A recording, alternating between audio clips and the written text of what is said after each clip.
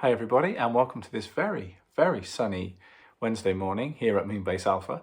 And I felt really inspired today. I did a lovely gig last night at the Royal Oak in Swindon with a wonderful tenor sax player called Robert Fowler, and there's Pete Maxfield on bass and Dale Ambridge on piano.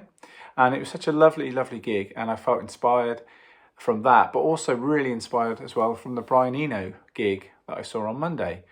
So I decided to get up this morning and add this sort of idea running around my head, kind of inspired as well from Talk Talk, from their album Laughingstock, where they got people to come in and they didn't tell them what time signature it was in. They just sort of played a loop and said, just whatever you feel, play to that. And I thought that was really cool too. So I started programming just on GarageBand this morning, some marimbas, and again, kind of taken from the Steve Reich sort of Brian Eno idea that I saw the other day anyway from Brian Eno. But I guess it's from like Music for 80 Musicians, that kind of thing. The thing that really sort of I enjoy from the Steve Reich sort of canon of works. And I started programming this thing. Now, you know, I could have done it where I recorded it and then put the drums on top and then edited it and stuff. But you know what? I'm just playing it from the laptop into the speaker from my phone when it's set up. You know, it's not supposed to be a recording. It's just an idea off the cuff as I go. And I just thought I'd like to share it with you. So it's actually in 4/4, but I've got the various double bass and the marimba and the Wurlitzer with some kind of drive on it and stuff and phase on it and stuff like that. I've kind of got that triggering a similar line but at different times and different places in the bar. It's nothing new. I'm not reinventing the wheel here, but you know, I challenge myself with trying to figure simple ideas. You know, none of it is really technical, but I like the way that of the repetition, the way it sort of weaves itself into each other and crosses over and then finds itself again. And then over the top, I can play my rudiments and grooves and time displacements. And some of the things that I work on in my sort of Sunday rambles and my pad work, I can actually put to the music.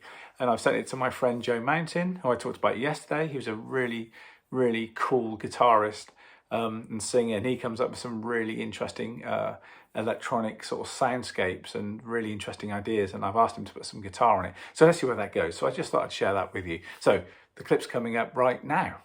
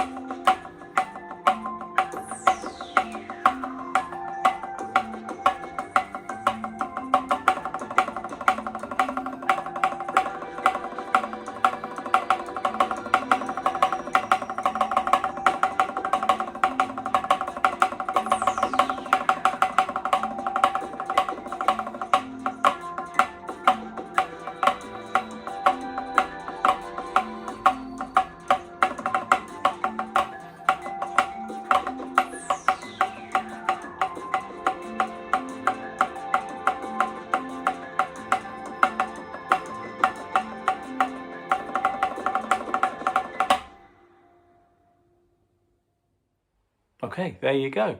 I think that's quite a cool little idea, and I'm going to develop that. As I say, I've sent it to Joe, see what Joe can do on guitar. It's very short at the moment. We can extend it, we can drop bits out, do all that kind of stuff. But for now, I just thought it really inspired me to get onto the pad, because I really wrote it as an idea first, not thinking I could play drums over it. But when I started thinking about the rhythms and how they crossed over each other, I thought, well, let's get on the practice pad and run some rudiments, run some phrases, run some time patterns, some beat displacements, and just see what I can get from the accents.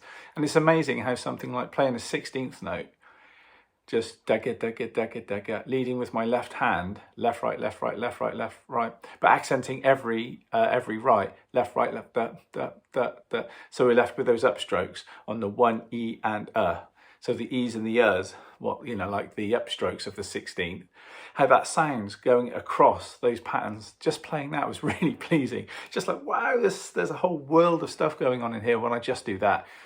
And I think, you know, when I've done all these pad exercises and improvisations, and also the Sunday morning drumming rambles that I do between drum lessons, you know, all of that, the idea is if I'm hearing this kind of music in my head as I'm orchestrating them, that's the idea. So I thought I would just rush this idea out today because it's straight off the cuff and I thought it was exciting. I wanted to share it with you. I also did a shorter one on my YouTube Shorts earlier as well. You might want to check that out, where I sort of edited it and moved it around a little bit and started in a different place. But anyway, there you go. For the moment, I'm calling that idea Turn. I don't know why, T-U-R-N, Turn. Maybe because all the twists and turns in it, I suppose. I don't know. But I hope you enjoyed that. I thought I'd share it with you. So hope you're having a very groovy Wednesday, and I'll see you all soon.